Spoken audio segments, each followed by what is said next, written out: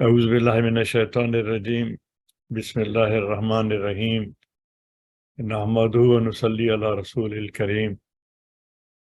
Nowadays we are discussing the subject of Hidaayat. Hidaayat is available in the Quran, in the Sunnah, but still we find that we are hardly accepting any Hidaayat. A lot of effort is although going around.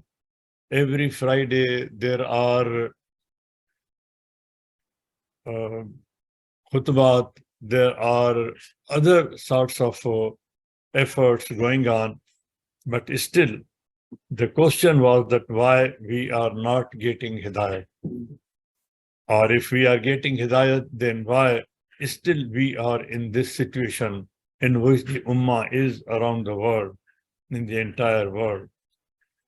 And in this context, we had started a discussion. This is just a recapitulation. We had started a discussion with the segment of ayat in Surah Al-Fatiha. Ehdina Sirat al-Mustaqim, Sirat al-Ladhina Anamta alayhim. We seek Hidayat for the, in fact, for getting Allah subhanahu wa ta'ala's favors, which Allah subhanahu wa ta'ala calls Nemat, Anam, Nemat. And that Nemat is in this world, and the route to the next world lies from this world. Rabbana atina fid dunya, from fid dunya it goes to the akhirat. And then we had identified that basically it is a matter of the matter pertains to the functioning, the functionality of the nafs. Then we had started discussion from the ayat, which is usually translated in different ways, but it says that Allah subhanahu wa ta'ala does not change the nemat. Word nemat has been used there also. Allah does not change the nemat of any people unless they change themselves, and the word anfusahum has been used. So I had embarked upon creating an understanding by contrast that then what is the difference between anfusahum and anfusahum and nufusakum. Allah subhanahu wa ta'ala has used the word anfusahum, not nufusahum in that ayat. So in order to understand anfusahum, we had to understand the whole nuance of the word nafs. And now we had reached the stage where we found last time that nafs works through shubha, through waswasa, and it creates a esprit. But what is that part with which nafs is dealing and processing all this, conducting all these functions? And we found that it is qalb and sadr.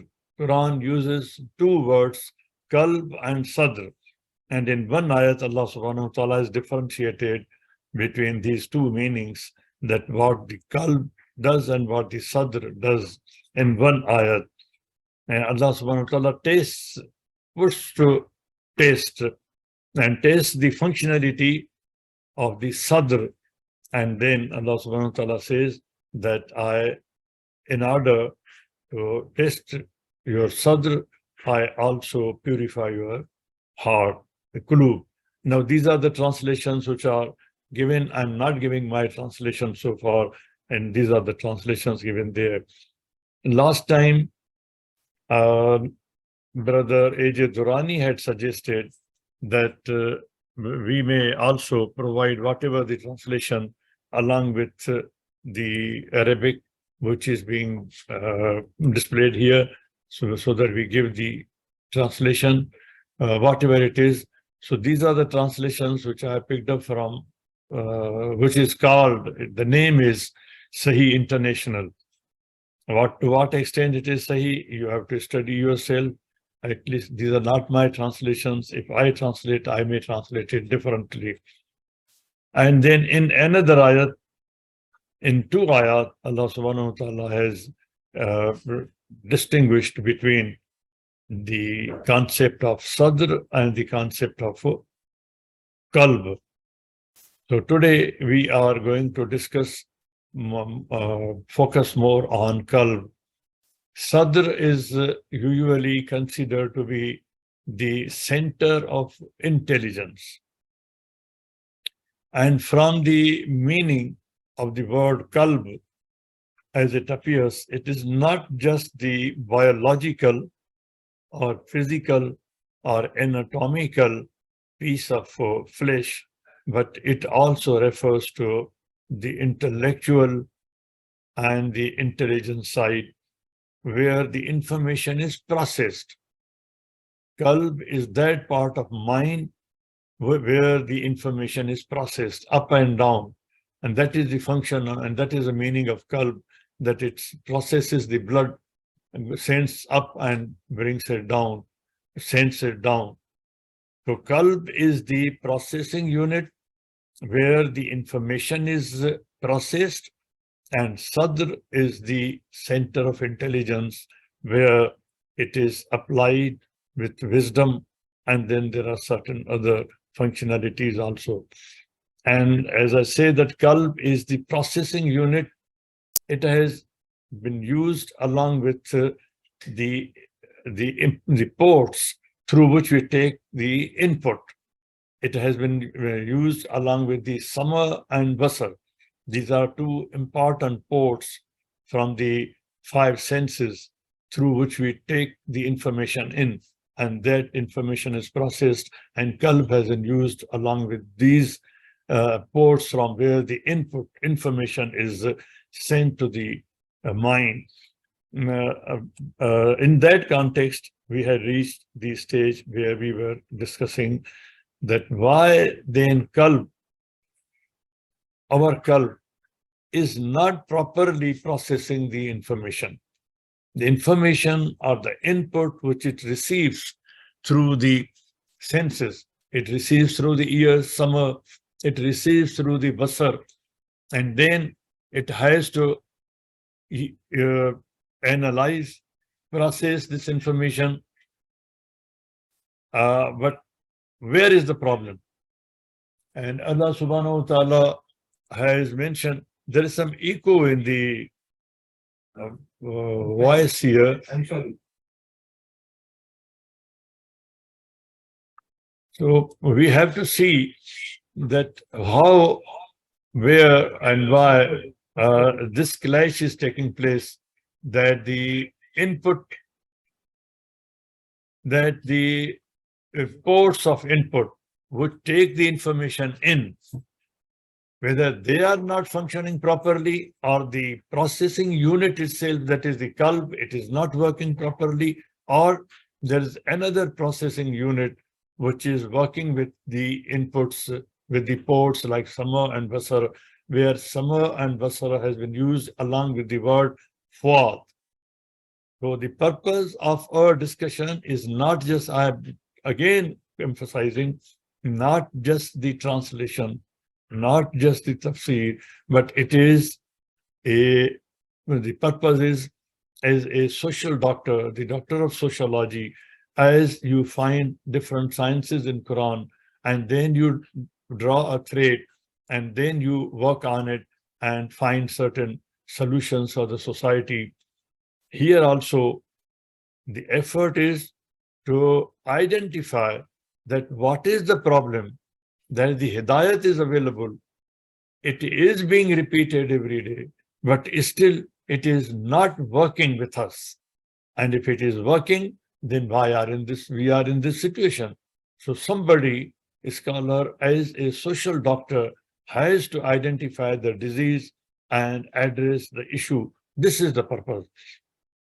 Allah subhanahu wa ta'ala tells that why the qalb is not working. At one place he says that because there is a disease. in the qalb.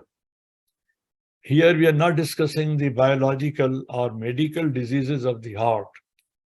We are not discussing the cardiology.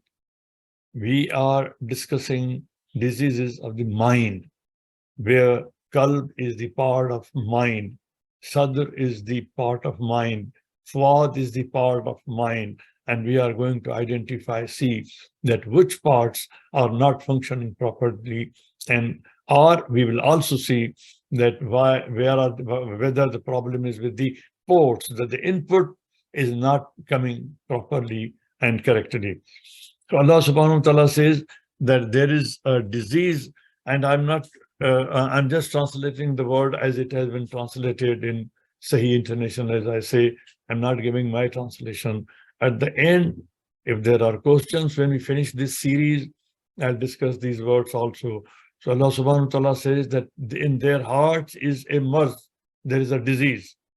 And then this shows the state when it is diseased, and it shows the state where the person has become obstinate and he is not ready to receive any hidayat. Even if any hidayat is given, there are instances in the Quran which are explained that they say, when they're asked to listen, they say that we have listened, but we asayna. Samena wa asayna. We have heard, but we don't agree, we don't believe, we don't take the hidayat. And that is at that stage when there is a disease and the person is abandoned. He is no more being guided. He is no more being saved from going astray, and he is left on its own. When you are traveling and your GPS starts misbehaving, for example, there's a problem with its function, and you find that you can't fix it while you are driving, you leave it. You say, close it, abandon it, change it.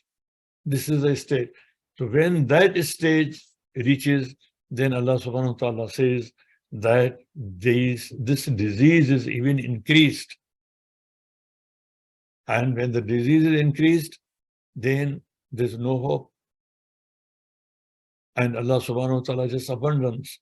So this is so far as Allah subhanahu wa ta'ala is referring to marz in the qalb, in the processing unit. And in another ayat, Allah subhanahu wa ta'ala is telling us that it's not that in this vast universe, whatever you are thinking, whatever you are doing, Allah doesn't know that. Allah subhanahu wa ta'ala says that when from the processing unit, it comes to your intelligence, your IQ, your general intelligence. I know everything, that what you are hiding and what you are doing, or whatever you are exposing. Allah knows it. And this is the stage that in spite of that, Allah subhanahu wa ta'ala is not saving at that time, and the person has gone so astray that he is left to his own GPS, that let him work on his own GPS, even if he is going astray. And then the information, whatever has been processed in the processing unit, now it has come to the intelligence unit, where it has to be applied on the applied side. As intelligence, when you apply it, there also, then one is abundant, then definitely he will make mistakes. But Allah subhanahu wa ta'ala says that it's not a situation that I don't know. Yahulu bain al-mar'i wa qalbihi. Allah subhanahu wa ta'ala says that I am closer to you before you can think, before this process.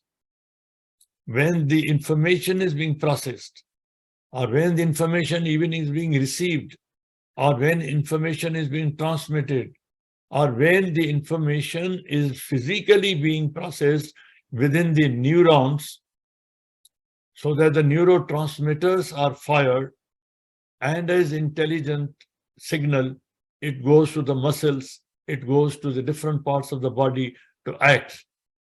Everything is not only in the knowledge of God, but it is under the control of God. And Yahulu bainal mar'i wa qalbihi. Allah subhanahu wa ta'ala says that right at the time, at the point, initially, when the processing starts, when the processing unit is located, and I exist before that. There are different points of nearness, closeness, which Allah subhanahu wa ta'ala has explained. For example, in the case of Hazrat Dawud alayhi salam, Hazrat Sulaiman alayhi salam, in that story, Allah subhanahu wa ta'ala says that they had direct access to me in the Zulfa. And when in one of my discussions, I had said that when you restart the smartphone or your computer, see how long it takes, how much time it takes in synchronization. Now, the science is working in reducing that time so that with on and off, it synchronizes in real time. But if we want to synchronize with God, consciousness, taqwa, how much time does it take if I am doing something wrong, and if I feel and I want to synchronize, I become conscious of God, how long it takes. In that ayat, Allah subhanahu wa ta'ala says that they had direct access to me in the Zulfa. Whenever they wanted, whenever he wanted, he just, when he found that he had made a wrong decision, he went into ruku, he offered tawbah, and Dawud alayhi salam prayed for Allah's guidance, that guide me in this decision making, when the two brothers had come there for a decision. This is nearness. How quickly, in real time, you can do that. There's another place where Allah subhanahu wa ta'ala says that I am near to you than your jugular vein. It is the lifeline. I am nearer to you than the lifeline. But there is still another place where Allah subhanahu wa ta'ala says that I am still nearer, still closer than that, and that is Yahul bainal mar'i wa qalbihi. I exist before your thought, before you can think, before your qalb can process any information, receive any information, or process any information.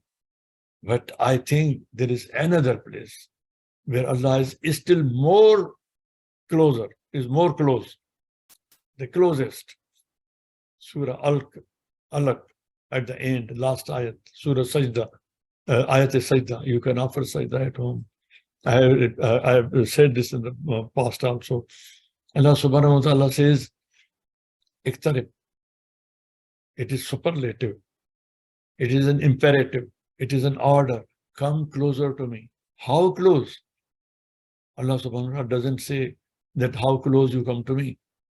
How much distance you come close to me. Iqtarib. Iqtarib here means so close that there's no distance between you and me. And what is that position? That is wasjud. Come prostrate, submit to me in prostration. That is the point where Allah is nearest. Nearest. He himself says, Iqtarib, and it is imperative. Iqtarib. And it is in that wasjud, in sajda. That is the closest place. So anyway, Allah subhanahu wa ta'ala says that I know I exist before your qalb processing unit. And Descartes said that I am because I think. Ibrahim alayhi salam said that I think because he makes me think. He makes me feel. He makes me work. He makes me laugh. He makes me do anything. This is the closeness when one sees and thinks, feels that Allah is making me do this. And this is reflected in another interpretation of ihsan, that whatever you do, you think that Allah is seeing me, Allah is watching me, Allah is with me. And he's so close that he's watching, he's seeing everything. It's not only that he's seeing physical and what we see physically with eyes, but he's seeing internally. Internally, Yahul is not outside only. Yahul covers all the sides, inside and outside. Yahul when al mar'i wa qalbi. If that unit is not functioning properly, here is the problem. That unit is not functioning properly. Allah subhanahu wa ta'ala says that come to me. If you want to talk to me, come to me in prayer, salah, when you are not sukara. And he clarifies that. Come to me, to talk to me, when you understand your own word. This is the prescription. Don't come to me when you don't understand your own word. What I'm asking, what I'm saying, don't come to me.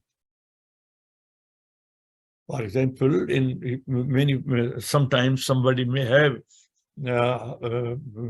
if not experienced, may have heard or read or heard from friends that the boy comes late at night, for example, and he's drunk, and the father says, don't come to the house when you are drunk. Don't talk to the mother when you are drunk. You don't know what you are talking. You don't know at that time. Here Allah subhanahu wa ta'ala says that if you want to talk to me, you should come to me to talk to me when you understand your own word. Now kindly, I'm emphasizing, understand. When we offer salah, do we understand our own word? So it's not just the intoxication, is not the intoxication of liquor. It is not just the intoxication of the greed in which we are engulfed. It is not the intoxication of the circumstances, tensions, our attention divided, focused on other things, focused on lust. What I have seen on the internet tonight, it will be disturbing my mind when I'm talking to God. This is also sort of intoxication. What is intoxication? Intoxication suppresses those parts which make us remain conscious, focused for working on that point. And that is sukara, that is intoxication, that is prohibited. That is why religion, the Quran, Islam prescribes consciousness, full consciousness. Anything which makes one unconscious or semi-conscious or consciousness, that is taqwa, is affected, connectivity is affected. If there is any disturbance in the connectivity, whether we do it through muraqabah or yoga or anything that affects consciousness, that is prohibited. So when you go to God, go in a situation, in a state of mind where we understand our own word. This is the requirement. What I'm asking, if I'm being humble, there are two things required, khushu and khuzu, physical and mental. Both are required. Submission, which is expressed, which is present, which is manifest physically and mentally also in khushu and khuzu, and in understanding what I am asking, what I am talking. Is this the mind of our qalb? And then we say we don't receive the Hidaayat. Even if I don't listen to the oration of the Imam, I'm listening from here and taking out from the other ear. But what I'm talking, I'm telling God. Now I've come to promise that I will not tell a lie. Lanatullah al-Kazibin. Am I conscious at that time? Do I fully understand it? Allah says, understand what you talk to me. And when I go back to my business, I again start talking lies. When I go back home, I start talking lies. This is like iqamatu salat. Iqamatu salat is the moral stability, moral conduct, which stabilizes the character, which creates the character. That is the iqamatu salat. We are not taking any effect of it, because we are not, even if there's no other oration, there's no voice, there's no takreez, there's no khitab. But what we are talking to God, if we understand that, what I'm asking for, what I'm talking to, What is the meaning of this ayat? What I'm committing? What promise I'm making to Allah? Allah subhanahu wa ta'ala says, they made me promises. Other people before us, Ahl al-Kitab, they used to come to pray and they used to make promise every day. And they used to break the promise. What we are doing, it's not that they broke the promise. It's not that the Allah subhanahu wa ta'ala collected them once only in some auditorium and took the misak, took the oath from somebody or those people there, and then it applied to all the generations, coming generations, thousands of generations, thousands of years. We are making misak every day. We are going every day, 5 times if we are going. And then we are making a misak and we are breaking the misak. We are telling God that you have told us, do this thing, this is right. And when we come back, it's not Iqamat Salat when we violate it. That is why we are not getting Hidayat. It is not becoming manifest in our own character. Personal character, when it becomes spreads in the family as a family character, that becomes culture. At a bigger level and at the advanced level, it becomes civilization. So the problem is at the very root, at the building block, and I am the chip in the building block. If that chip is not working, then the entire system is not working. So there are numerous heart diseases. Again, I'm clarifying that here by heart diseases, I don't mean cardiology. I'm not discussing biology. These are the heart diseases. These are the diseases of the mind, which we are discussing. Now, Khatam Allah ala qulubihim. In the first ayat we saw that Allah subhanahu wa ta'ala says that I have sealed their hearts. I have sealed their processing unit. I have closed their processing unit. Qalb. It cannot shuffle the information. It cannot send the blood up and down, for example, if there is cardiac arrest. If there is a cardiac arrest, seal, if the function is sealed, it cannot process blood. Khatam Allah ala qulubihim. Their heart has been sealed. How? Because as Allah subhanahu wa ta'ala says, as I have closed I have put curtains on their 2 imports. So there are 2 ports from which they take the information.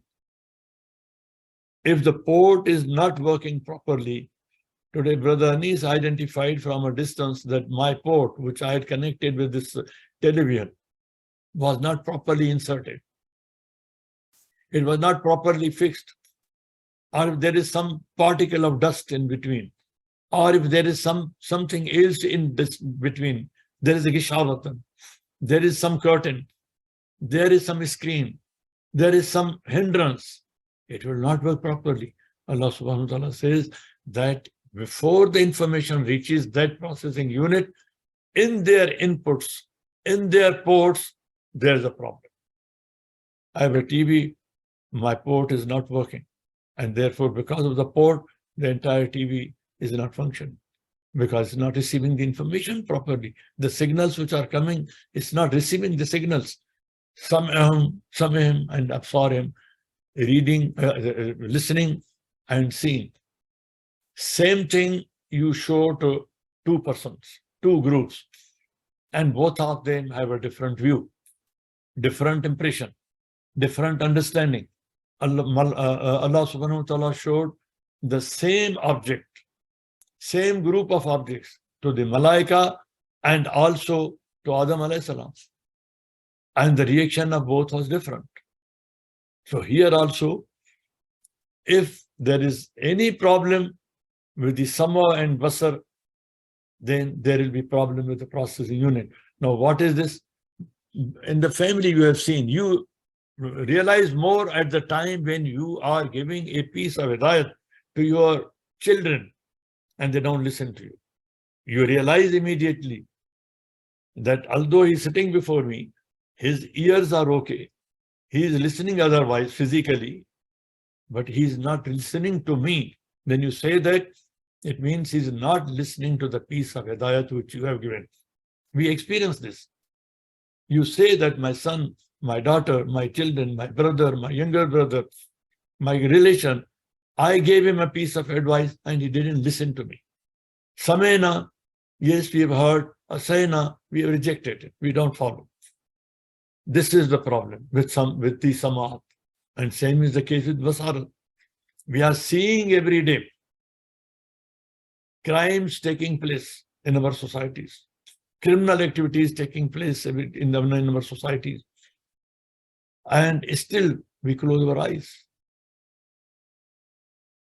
Today, something is happening in the neighborhood. Allah subhanahu wa ta'ala has placed a collective responsibility. There is address and collective.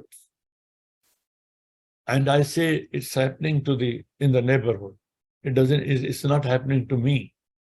I ignore it.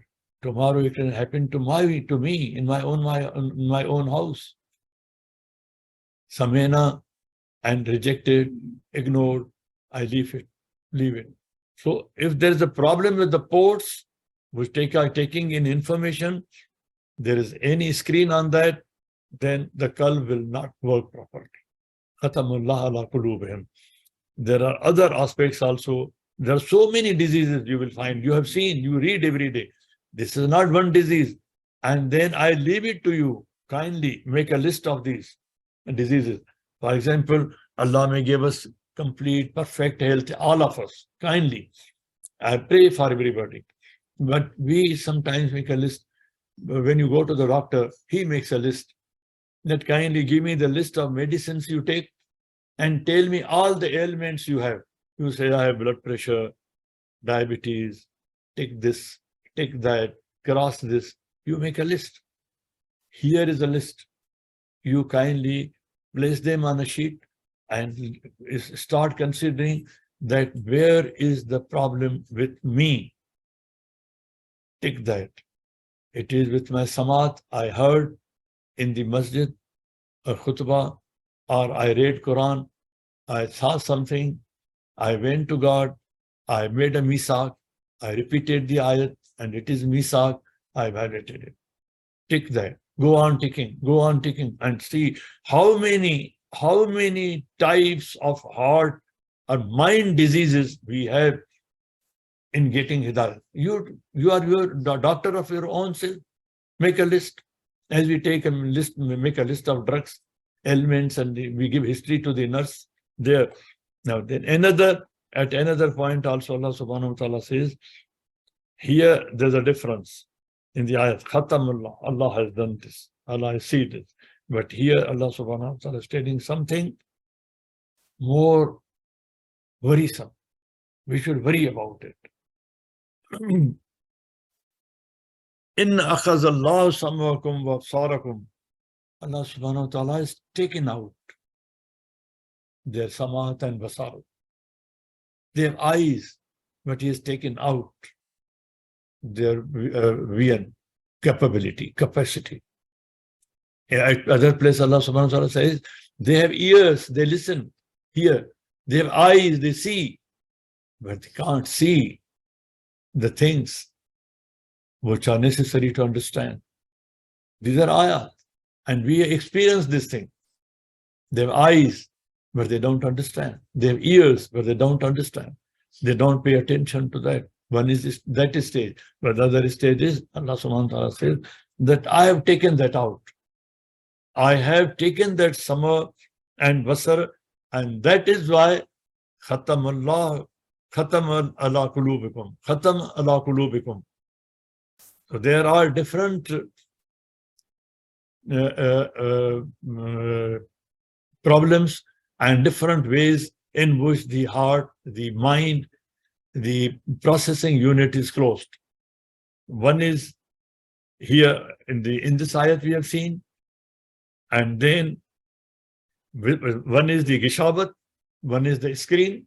There is some dust particle, some dust has come on the port, and the other is where the unit itself has been taken out. Unit of understanding has been taken out. These are different functions. One has ears, but one doesn't understand. That has been taken out. And there is another aspect of the disease. Has I taken long time? Okay. I'll close it in a couple of minutes. Then there is another type of this heart mind disease, which if I can call it, then summa kasat kulub. There's a dust, there's a screen. Now sama and basara has been the capability of understanding through sama and basara has been taken out, and then whatever is left as a function for functioning, Allah subhanahu wa ta'ala said that becomes hardened. It becomes hardened. There's no flexibility in understanding. They can't process the information with flexibility. I heard 1,000 years ago, somebody has written this, that's all. My heart is hardened in that line, in that segment, with that sect, with that school of thought, with that person. That I heard my forefathers saying this thing, and my heart is now hardened in that line. It's not flexible enough. Heart can function when it is flexible. It can pump when it is flexible. If its elasticity is damaged, heart cannot function. Sometimes physically also, doctors say that the heart valves have thickened, have become hard. The veins or the arteries have thickened. They have custard. There's no flexibility. There's no elasticity. They are plastic. They are not able to pump. Our minds, our brains have become plastic. Our heart has become plastic, not elastic. We can't understand. We don't accept the information which is coming. We say, no, we heard such and such mullah, such and such Maulvi, such and such priest, and that's all. Our heart is hardened. Because there can be different reasons, but I'm referring to just one reason. There are many reasons of hardening of the mind. Kasat kulubukum. This is another disease. And because of that, it's not only that it remains elastic from elasticity, it comes to plasticity. That Allah subhanahu wa ta'ala is comparing it with the stone. That their hearts have become stones. Now imagine in the biological sense, if the heart becomes a stone, how can it pump? And its basic function is shuffling the information, shuffling the blood. We don't shuffle the information, we don't receive. We are not ready to listen to each other. We just refuse to listen. So this is another problem. And I think I stop here. There's a long list of diseases of the mind. So next time, Allah willing, Allah may save us, give us perfect health in physical sense, and also a perfect health in mental sense, that we understand these things, we can understand ourselves, and when we go to God to talk to Him, when you want to talk to God, go to prayer. And if you want to listen to God, read Quran, what message He has sent. These are two important things which are available to us if you want to get Hidaayat. If you want to go deeper into Quran, go deeper into Sunnah, the normative Sunnah, and the Hidaayat is available. But if there is any problem I'm not getting, then make a list. I should know that what is the problem, where is the problem. With this, I stop here, and if there is any question, you can raise the question. And before I close that, yesterday, Brother Durrani raised one question, and I have been talking about that thing since the last 2-3 years, but he raised a very crucial point. Issue of LGBTQ, artificial intelligence, advancement in G5, G8, and other things, development of humanoids and other things, they are posing problems. And I have been suggesting that our imams, they should understand the technology, make the list of the problems, questions which are being asked, train the parents so the parents can reply to the questions that the children are raising. This is the background I've been discussing. But Brother Durrani raised another question. He said that this is being politicized. Now it is becoming a political controversy, LGBTQ, not only between parties, but within groups and in different countries all over the world. Now it is an issue which is being debated, and even the processions are being taken out, and at some places even violence is taking place, but this is being politicized. I think he is in a better position to deal with the issue and guide us properly. He can guide us because he has the experience, sort of experience. He has done a lot in engage for the voting rights and for exercising the voting right. And here also, we can do one thing, that we don't let it politicize. If it is politicized, the vote will be divided. People will be divided. Without politicizing it, we correct the moral side. We explain to the children, we explain to the families, we explain to the parents the moral side of it. And that is our job, not the political side. If the political side is the political ground is heating up, so far as this issue is concerned, this will definitely divide the vote, and that will divide the strength. So my suggestion is, and I think he raised this issue, he pointed out, he invited the attention to this, that we should understand this, that on this issue, don't be divided politically, but morally, whatever the moral aspects of it, kindly understand and explain to them. And if he is present today then I request him to kindly enlighten us, Mr. Durrani, if he can enlighten us how to navigate through this situation so that the vote is not affected, that a separate side, political side is a separate side. We have nothing to do with the politics, but we correct the moral side. We work on the moral side of it. So with this, I stop today. Subhana Rabbika Rabbil Izzat Amma Yasifuna wa Salamun Alal Mursaleen Walhamdulillahi Rabbil Alameen.